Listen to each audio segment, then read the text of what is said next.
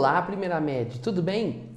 No vídeo de hoje, a gente vai falar sobre umas noções iniciais, como você viu agora no título, de matemática financeira. Para você entender isso bem, você precisa se lembrar principalmente daquilo que nós vimos até semana passada, especialmente quando se tem aumentos e descontos sucessivos do fator acumulado, lembra? O fator, toda vez que há aumento ou desconto, o valor novo é o valor antigo multiplicado por um certo fator. Esse fator traduz matematicamente a alteração que vai ocorrer com o valor original, né? Ou a variação, né? Que ocorreu com o valor original. Ele é sempre em relação a 1. Quando o aumento é mais que 1, é 1 mais a taxa de aumento, mais a porcentagem de aumento, ou 1 menos a porcentagem de desconto. A gente fez bastante treino, a gente viu que quando há aumentos e descontos sucessivos, um depois do outro, o que você costuma fazer, o que a gente acaba fazendo, é aplicando sucessivamente, um vezes outro, para descobrir qual que é o fator multiplicativo total correspondente. Muito bem, se você conseguiu entender aquela parte, vai ser muito mais fácil que você entenda a matéria a partir de agora. Mas antes de entender a matéria propriamente dita, as regrinhas, você precisa se inteirar de alguns nomes importantes da matemática financeira. Por isso, preste atenção nessa historinha.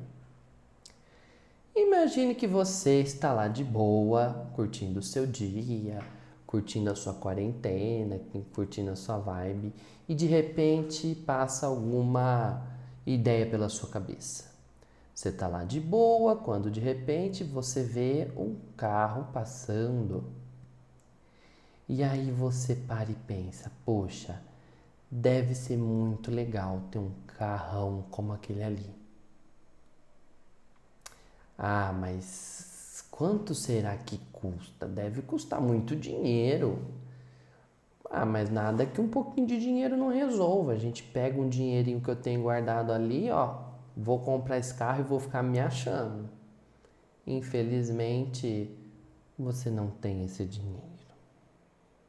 Hashtag chateado. Hashtag borocochosinho. Hashtag não foi dessa vez. Poxa, mas você não tem esse dinheiro. Mas se você quiser muito, você sabe muito bem alguém que tem. Sabe alguém que sempre tem dinheiro quando você precisa? O banco! O banco! Exatamente. Mas se eu quero comprar alguma coisa e não tenho dinheiro, a casa do dinheiro deve ter um dinheiro para me arrumar, né? Aí você então decide ir até a agência do banco e conversar com o gerente. Aí tá lá na agência bancária e você chega para conversar com o gerente. Aí você fala assim pro gerente: Olá, me dá dinheiro. Aí o gerente fala assim: Como assim? Olá, me dá dinheiro. Eu posso até te dar esse dinheiro, porque eu tenho muito dinheiro aqui. Só que nós vamos ter que fazer um combinado. E esse assim, geralmente é assim que é o combinado do banco. É claro que não é tão rápido assim a conversa, né, gente? Porque eu já passei por várias situações aí de pedir empréstimos e financiamentos. Um dia eu converso com você sobre minha vida financeira. Mas você chega no banco, o banco fala assim: olha, sabe esse dinheiro? É esse aqui o dinheiro que você precisa? Beleza, eu tenho esse dinheiro para te emprestar. Só que olha só, enquanto você estiver usando o dinheiro que é meu, eu, se quiser botar fogo, se eu quiser comprar uma árvore, se eu quiser investir em ações, ou se eu quiser ir almoçar fora com esse dinheiro, sei lá, fazer uma viagem, enquanto você estiver usando esse dinheiro para comprar o seu carro, eu não vou poder usar o meu. Claro que aqui a gente está falando do gerente, mas representa a figura do banco, mas podia representar qualquer outra figura alguém que possa ter interesse de emprestar dinheiro. E é bem assim mesmo. Se você, aluna, vier pedir dinheiro emprestado para mim e eu tiver R$ 100 aqui para te emprestar, eu posso te emprestar, numa boa. Só que quando você estiver usando o dinheiro que eu te emprestei, se eu precisar, eu não posso. O banco pensa assim: poxa, eu até tenho o dinheiro que você quer para te emprestar. Só que na hora, tudo bem, eu te empresto, beleza, você usa, você tem seu tempo, você junta o dinheiro para me pagar de novo, só que na hora que você pagar, é justo que além de pagar o dinheiro que eu te emprestei, você também me pague um dinheirinho a mais, como uma espécie de aluguel, para me compensar. Senão não compensa para mim emprestar o dinheiro para você. né? Vamos lá, às vezes um tio, uma tia, um parente seu até tem esse dinheiro, até te empresta sem cobrar nada. Tudo bem, mas sempre tem alguém que vai pedir um dinheirinho a mais para você pagar mais. Então, na hora que você acertar com o banco, o que você recebeu é esse aqui, mas na hora que você for acertar, você vai pagar uma quantia maior, que corresponde àquilo que você pediu emprestado, aquilo que você precisava, que o banco te prestou, mais um aluguelzinho que você vai pagar para usar esse dinheiro que não é seu.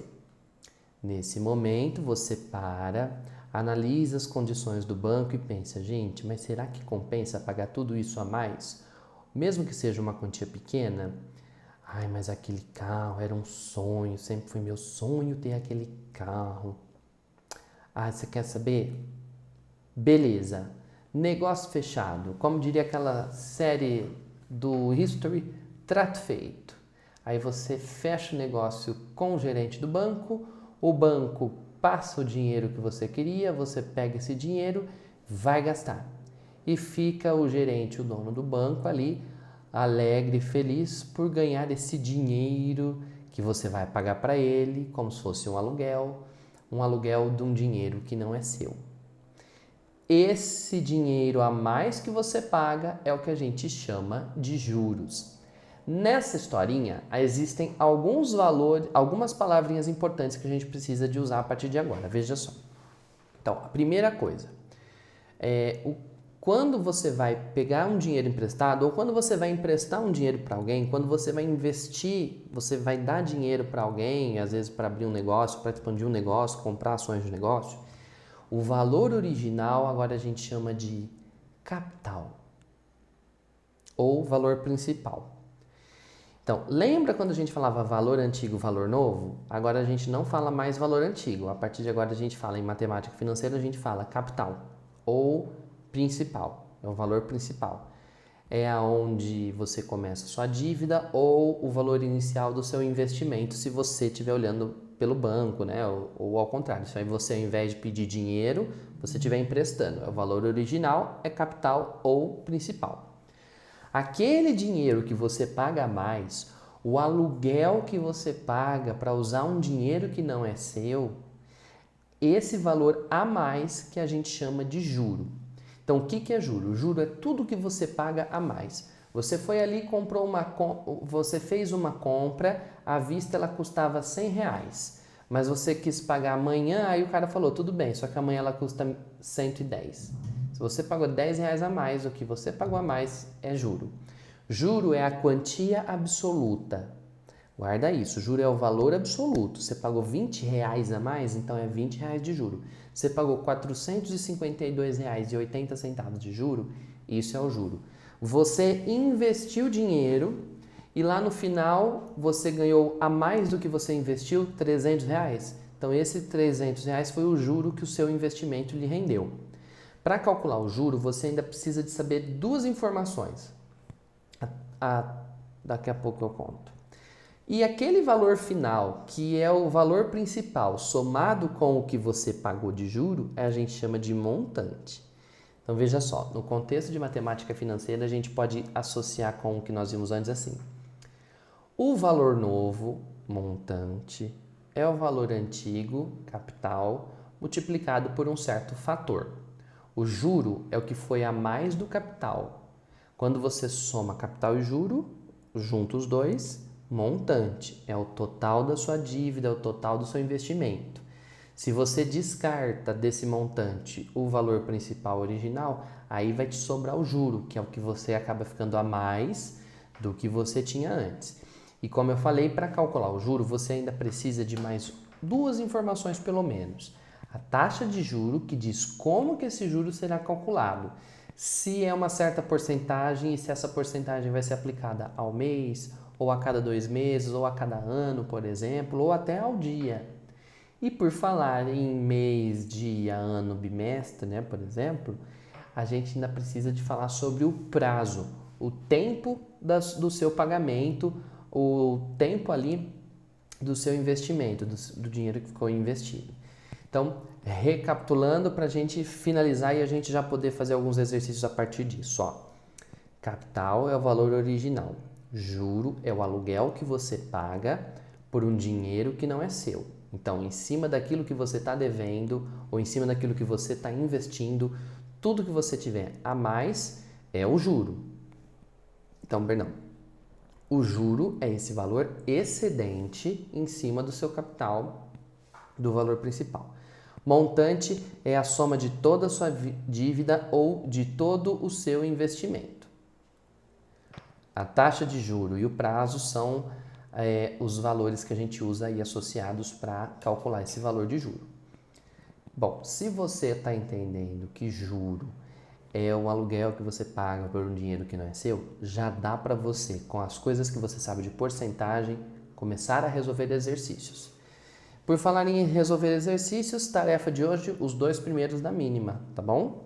Aí, na aula presencial, a gente resolve os 2 da tarefa mínima e mais algum de sala, beleza? Tem algumas novidades para a gente falar.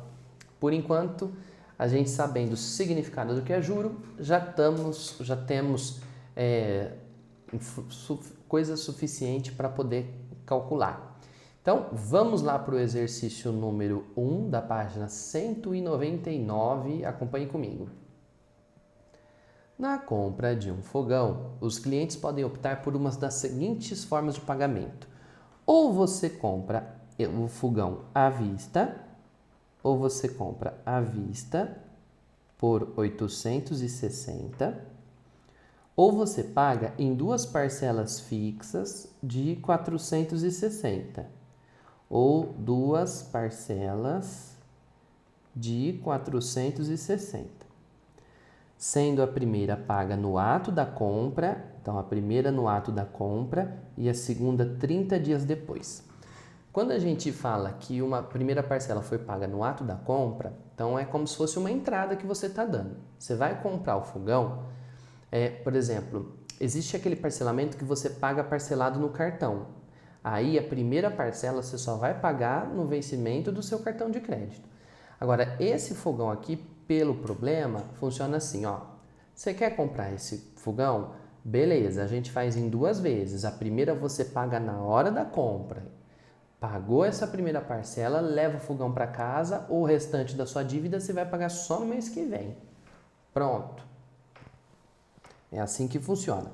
Nesse caso, ao invés de escrever 2 parcelas, a gente costuma escrever uma mais uma.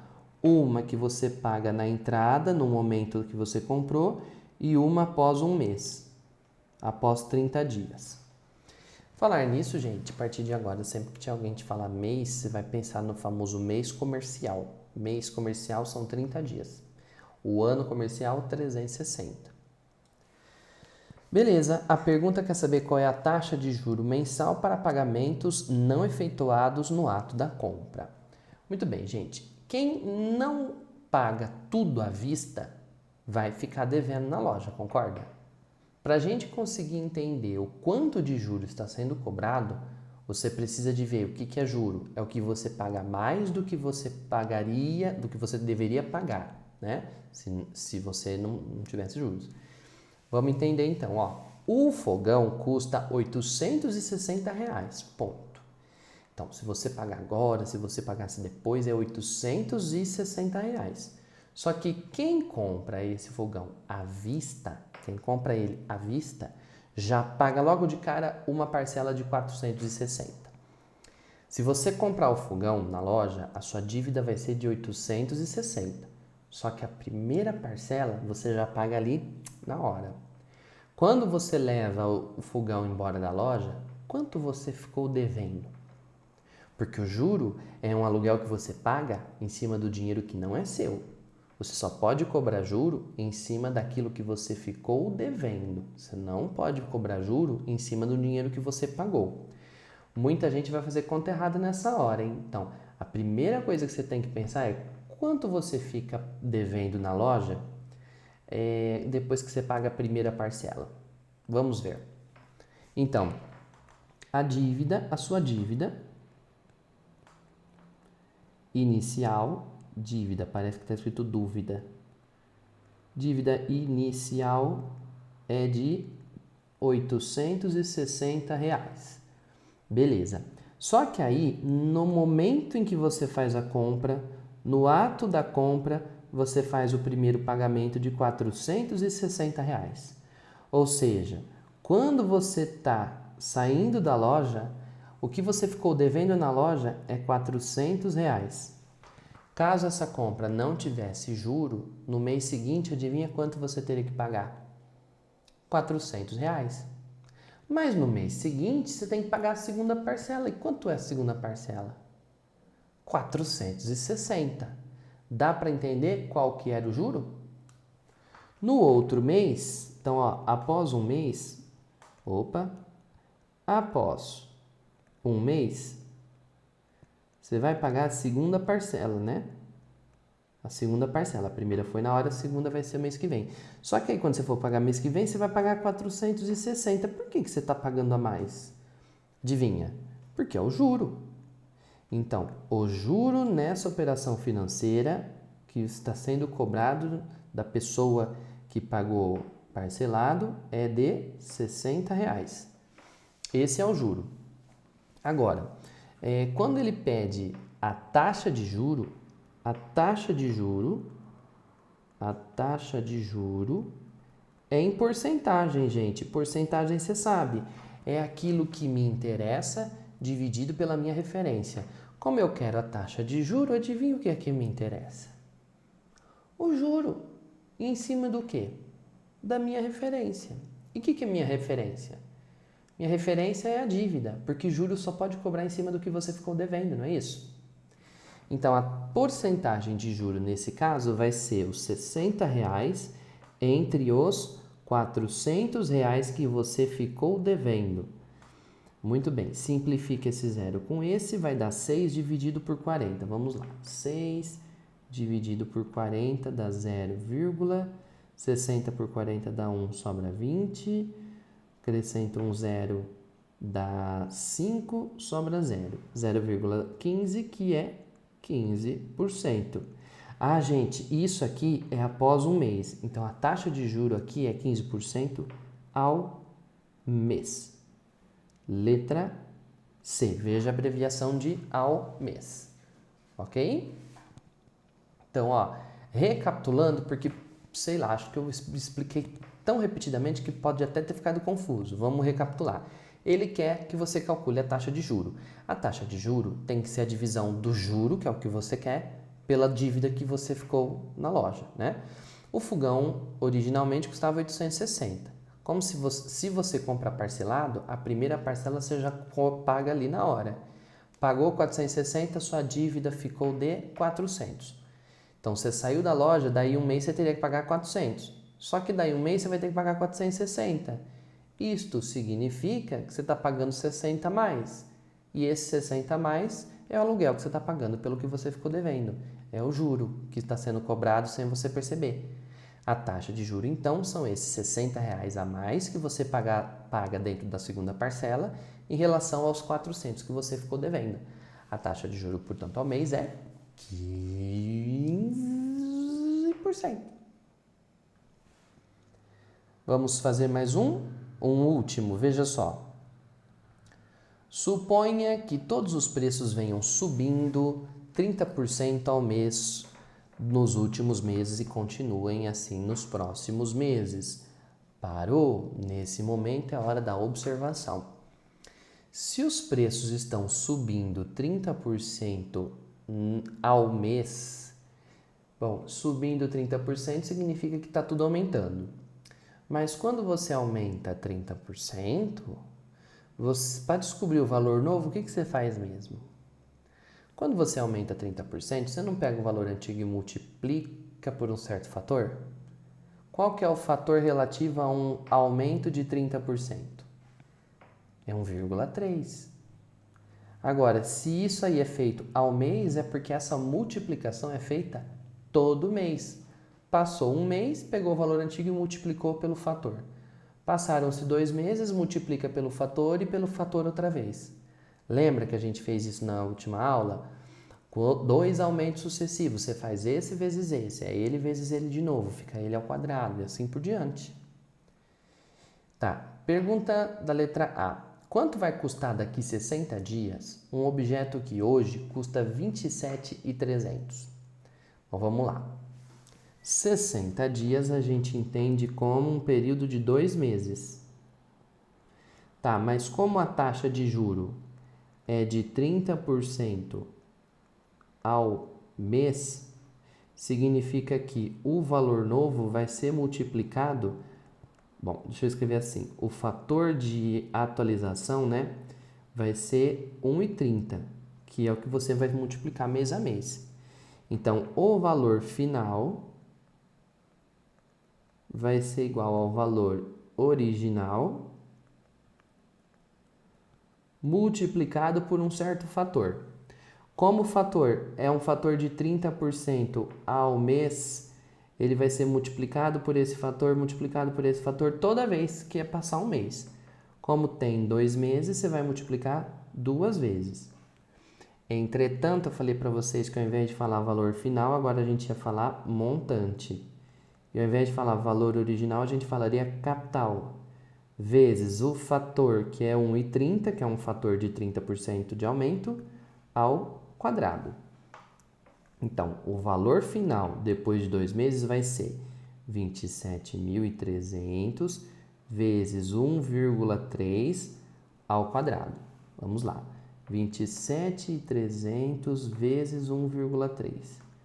1300, 1300, 1309, 13,7, 21 vão 2, 3 vezes 2, 6 com mais 1, 8, né? Isso. Mais 0,0372. Somou tudo, vai ficar 0,094. 8 com mais 7, 15, vai 1. 2 com mais 1, 3. Volta uma casinha, 35.490.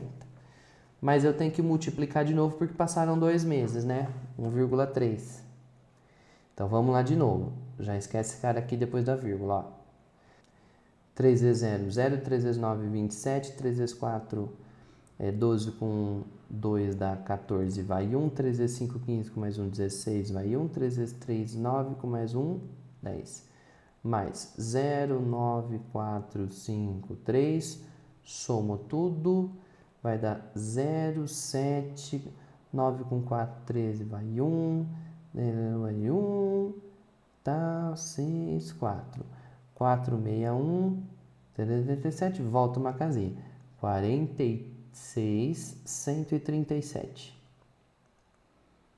Vamos pôr assim, né? Reais. Pronto. Agora, letra B.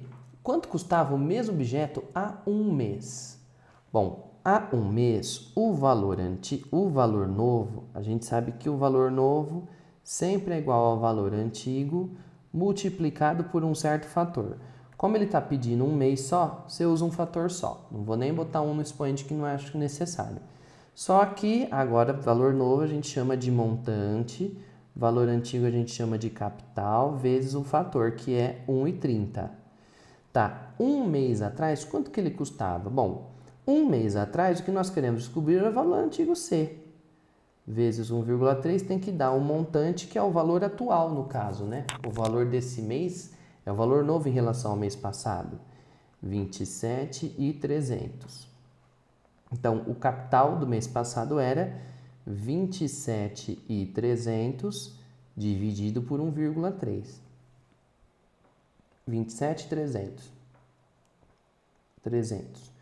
Dividido por 1,3, acrescenta um 0, quarta vírgula, 27 por 13 dá 2, sobra 1, 13 por 13 dá 1, sobra 0, 0, 0, 0, 0, 0, 0. Então, o capital mês passado era R$21.000, aí aumentou 30%, virou 27, e daí 2 meses virará 46.137. Beleza, galera? Espero que tenham entendido mais ou menos aqui as palavras principais, porque a ideia de como se calcula você viu nesse exercício. A gente já estudou semana passada. Então, de tarefa não se esqueça, os 2 primeiros da tarefa mínima, beleza? Bons estudos, a gente se vê na próxima aula ao vivo. Tchau!